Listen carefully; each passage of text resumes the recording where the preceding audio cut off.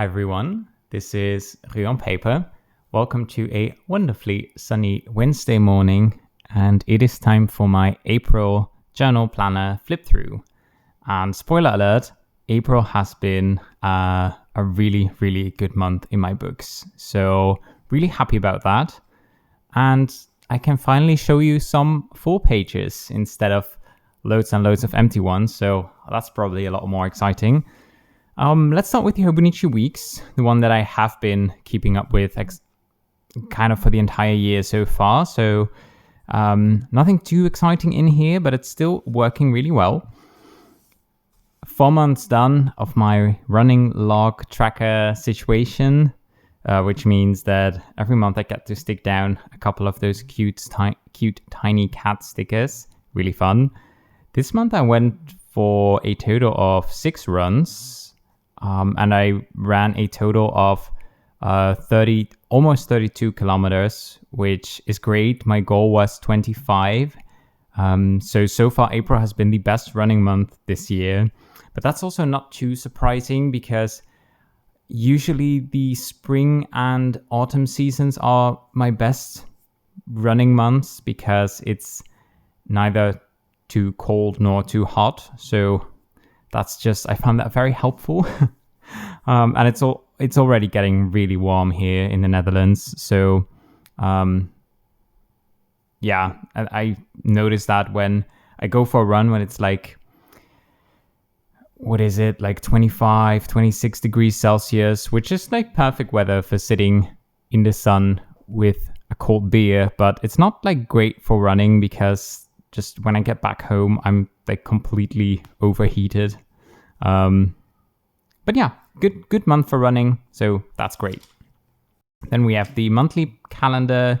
Didn't do a whole lot in here, which I'm actually kind of enjoying. I used to put like my work days in here and like when I went into the office and when my partner went into the office and when he's home, because that's always helpful to know for like, I don't know, package delivery and who gets to cook dinner and stuff like that. But I just keep that away from the monthly now and just put that in my weekly, so that this gives me a faster overview of the things that I do need to remember during the month, which means that these pages are a little less empty, but that does mean that the information that is there gets a little more attention. Already set up the next month with just 3 cute little stickers. These are from the same set as the tiny cat stickers that I use in my running log, but the ones that I now put on the monthly calendar are just too big for the running log, so figured this was a good place. I love this one with the bookcase and the 2 cats chilling in the bookcase. So cute. So cute. Let's see. Then we have... This was the first week of April. I absolutely hate the decoration that I did here. But I was just afraid that if I was going to pull this back up, that I would rip the paper. So yeah, just gonna flip on and pretend this isn't here. Then I quite like this decoration, except for the fact that I kind of went across the middle line, and now my pages won't stay open on this week. I might cut this carefully, but I'm afraid of also cutting through the signature, so I'm not going to do that. But yeah, kind of like this. Here I experimented with just putting everything in just like one list, all of my to-dos for the week. But I didn't quite enjoy that. It did not really give me a good overview. I mean, it's easy. I don't have to think about how much space I need for each category, but I do prefer having things separated into blocks like I did the week after. So yeah, this is what most weeks look like. Just one sort of sticker to just put a little bit of decoration on there, and then just some blocks with a lot of repeating tasks, honestly. But I really don't mind that. It does help me keep track of the things that I need to schedule for that week, the things that I need to do, and also just keeping track of whether I've done them or not. For example, every week there's this block of on paper stuff that says that I need to film, edit, make like the thumbnail, schedule the video on YouTube, and reply to comments. That's the same for every week. But if I don't write it down, then I'll forget. Well, I probably won't forget, but it's just, I just like having all of the things that I need to do on the same page, no matter whether they're routine tasks that I probably won't forget or if it's something special. Because if I just write a couple of unique tasks down here, then I probably will lose the routine of actually checking this page every morning when I make my to-do list. And then we have last week, also just some simple decoration. This page, I tried writing with a different ink on this page, and that was a really bad decision. You can see some bleed through here, but it's most prominent on this page. There's so much bleed through, and I don't know whether it was the ink, which is a very basic dark blue ink. I think it's Diamine Oxford Blue, which is just one of the standard cartridges that the Benu pens come with. Or that this is just a really bad page in terms of the paper.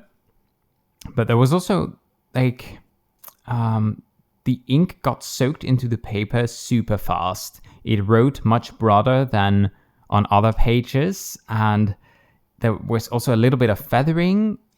I don't know, this was not a good vibe, which is also why I didn't cross off the boxes for this week, because I was just afraid that I was going to have too much bleed through on the next page.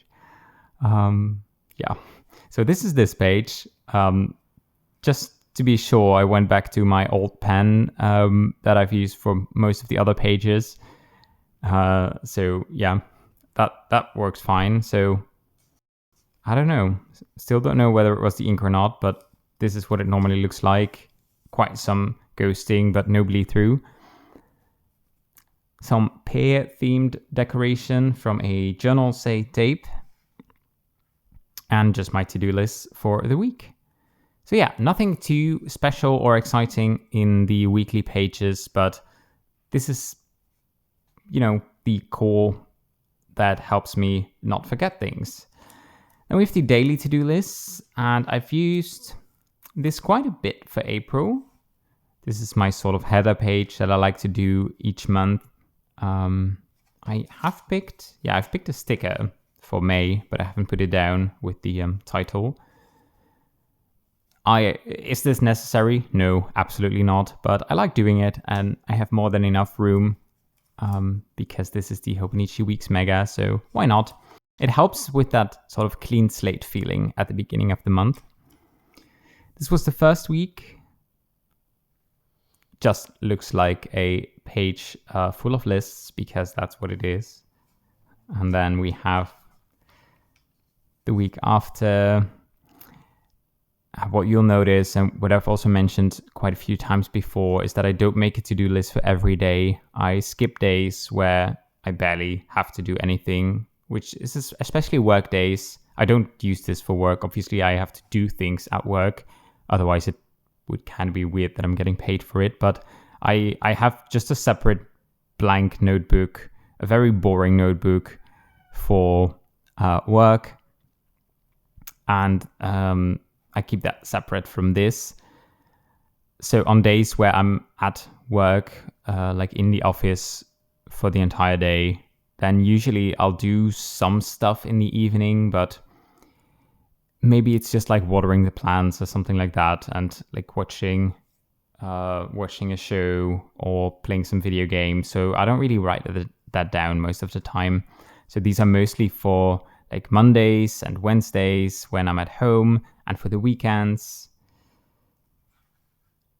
So yeah, that's the structure of the Hobonichi Weeks. And then we move into the Hobonichi Techo A6, which has been so much fun this month. This is the first month that I'm using this. This is this is the spring start, and it's kind of the replacement for my Take-A-Note planner, which I had been struggling with for the past months. So yeah, I explained in a separate video why I changed to this planner, so I won't go into that too much in this video. If I remember, I'll link that one up in the cards. But for now, let's just enjoy the flip through for what I've done in here for this month. I've decided to use the yearly index page, which has like 4 months on 2 pages for my weather tracking. So that's the minimum temperature, the maximum temperature, and the precipitation. And I used to do that in the monthly calendar, which also houses my mood tracker. And that worked fine in the Takeanote, but in the A6, in the Hobonichi A6, there's not enough space, I think, to do that. It would get very, very full and not easy to see at a glance, for example, when it rained or not, which is super easy to see on this page. So quite happy with this. I might do some color coding here, so it'll be even easier to see, for example, when temperatures were below 0 or when it was like tropically hot or something like that, but haven't decided on that yet.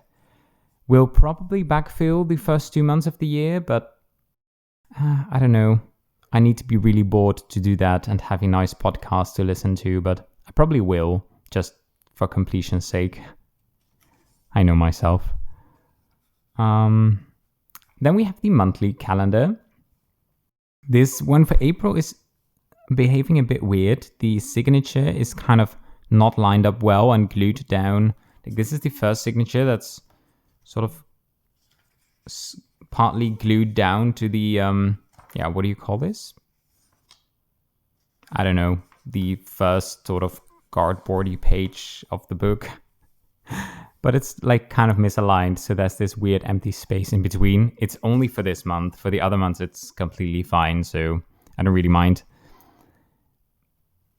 I use the little dots to indicate the mood for the day. There can also be 2 moods. Usually that's not simultaneously, but like the first part of the day and then the second part of the day.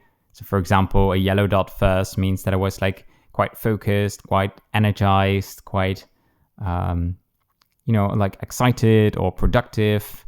That's like my high energy color.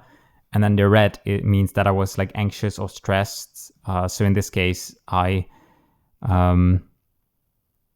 was kind of stressed at the end of the day because my to-do list wasn't done and I just felt like I was running behind on things. So that's kind of how this page is looking. This is more or less what I also did in my Takeanote, and that's also one of the things that was working really well for me in the Takeanote, so I'm happy that it also works here. The boxes for the days are a little bit smaller, so there's a little less room for notes. I use that to sort of indicate why I was feeling sad color. But I don't think I ever really run out of space here. So usually this is enough to just write down a little note about the day. And then we get into the daily pages. First, before I forget, let's go to the back of the planner. There's a couple of empty pages here. That's just like completely blank grid. I think it's like around 12 or so pages. And what I'm doing here is a media log, because that's one of the things that I used to do in the sort of weekly overview of the Takeanote planner, but the Hobonichi A6 doesn't have that, and I do still want to track my media. So what I did in the Takeanote was every day I would write down whether I read a chapter from a book, watched an episode from a show, listened to a specific album or podcast episode. I don't have the room to do that every day in here. So what I've done instead is I'll write down when I start a book and then when I finish it. When we start a season of a show, I say we because I watch most of the stuff I watch together with my partner. Reading I do separately, but we watch a lot of stuff together, mostly during dinner. So when we start a season from a show, and then when we finish it, I write down music albums only when it's like the first time ever I've listened to that album in its entirety. So that's usually like new releases. I used to also write down like older albums that I listened to when I listened to them in their entirety. But I don't have the space for that in here. And then also movies. So that's just like the date when we watch them. I indicate with a little icon whether it's something whether it's a book or like something I read, something I watched. And the music note is for listening to music. For podcasts, I usually draw like a little mic, like a podcast mic. But I haven't listened to any podcasts in quite a while, actually. I used to have, back when we lived in Utrecht, which is like almost 3 years ago now, we lived there for, I don't know, I moved there when I started university. I think I lived there for, I'm blanking here, 9 years? Is that correct? 8 or 9 years? And then I usually had to bike for quite a bit every single day because both in my university days and when my partner and I rented an apartment there, every time, no matter where I lived, I always was located quite far from where I studied and then where I worked after that. And then, in that time, I used to listen to so much podcasts while I was biking. But right now, we live very close to the station. So I usually just like don't really put on my earphones because it's like a 5 to like maybe 7-8 minute bike trip to the station. So that's not really worth it. And on the train, I usually read. So I don't really have any podcast moments anymore. I could do that when I run, maybe. That would be a good idea. But then it's also nice to listen to the birds.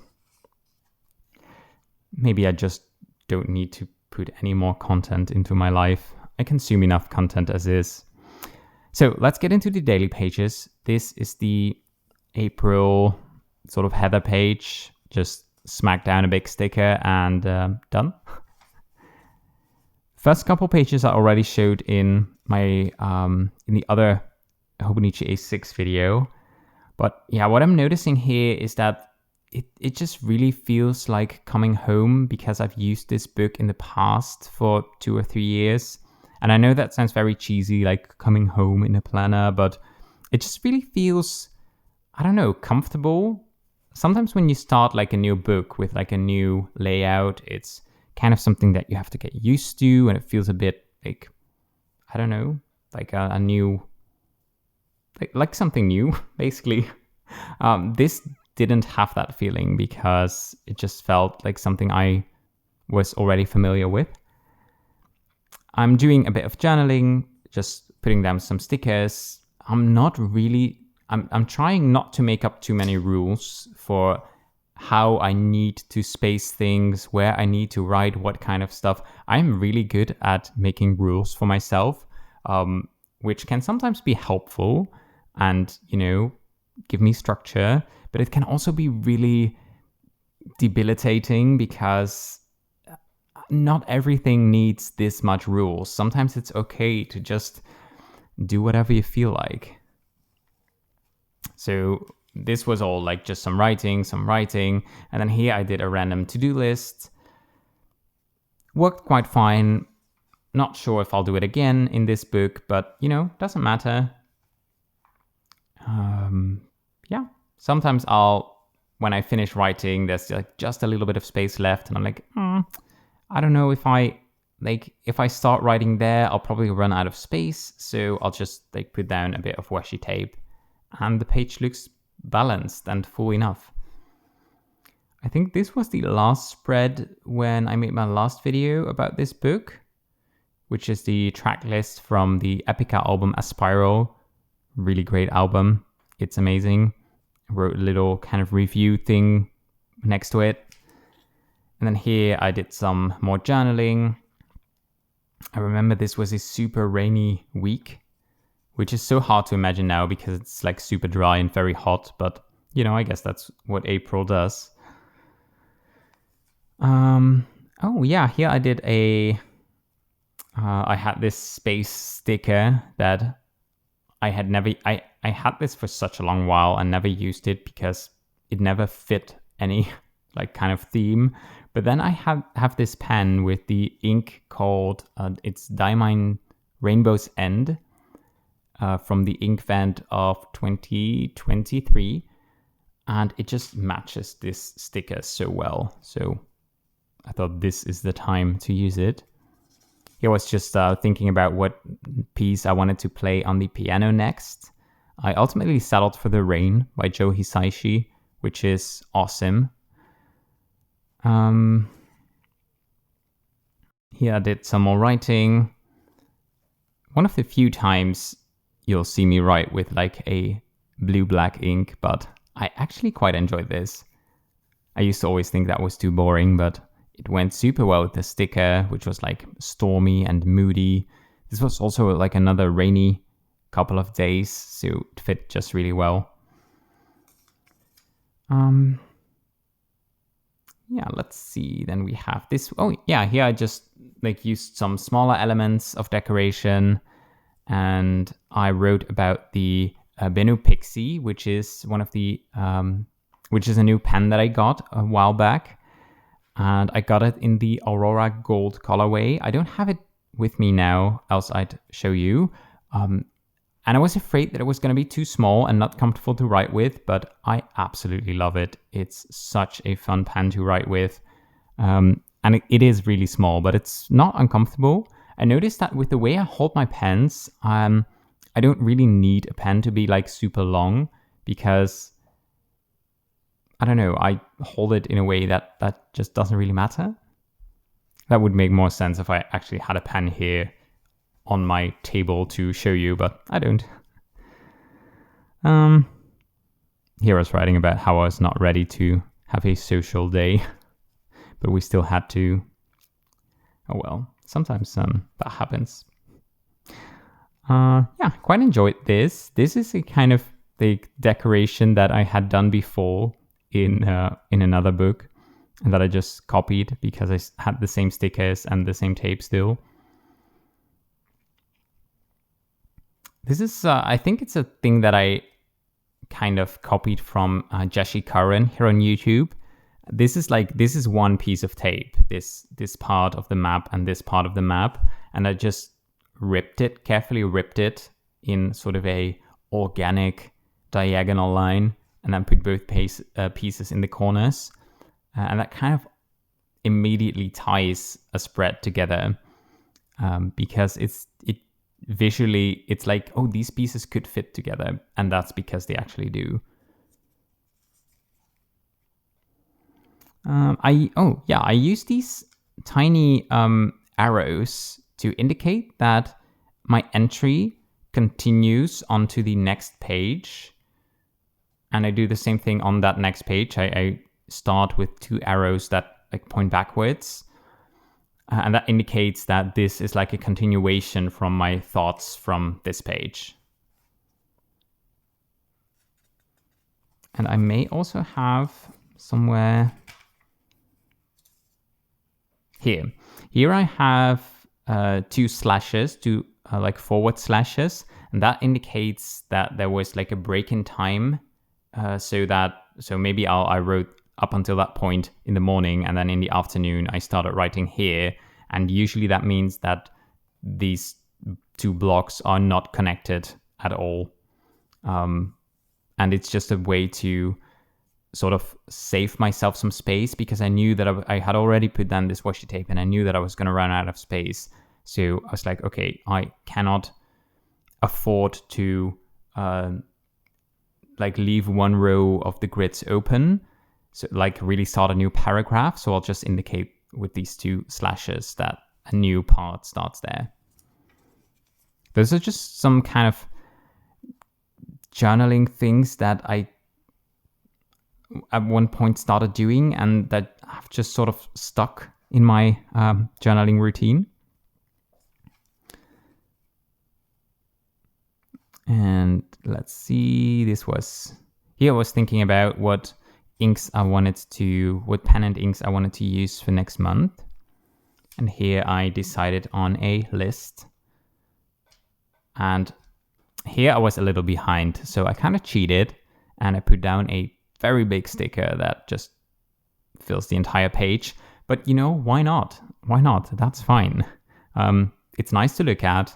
It goes really well with the ink that I used on the page on the right, which is also why I picked it, but still. And it's fine. This took very little time to set up. But that means that I don't have to fall behind. And when I want to write a little bit more, then I can, that's just, that's easy. I still need to do this page. And then I've already picked a nice monthly overview sticker like a monthly header sticker for May. I promised myself this wasn't going to be a very long video, but I've been rambling for almost half an hour, so I need a glass of water and I need to stop recording probably. Thank you so much for watching. I hope you enjoyed this video. I hope I wasn't talking too fast or too rambly. I always feel like when I'm really excited, I start doing that. But I hope you can hear that this month was definitely a lot better than the last 2 months in my planners. And I'm hoping to continue this so that next month we'll have a similar video with full pages and just lots of energy to plan, journal, write, whatever. So with that, I wish you a wonderful rest of your day and hope to see you in the next one. Take care. Bye.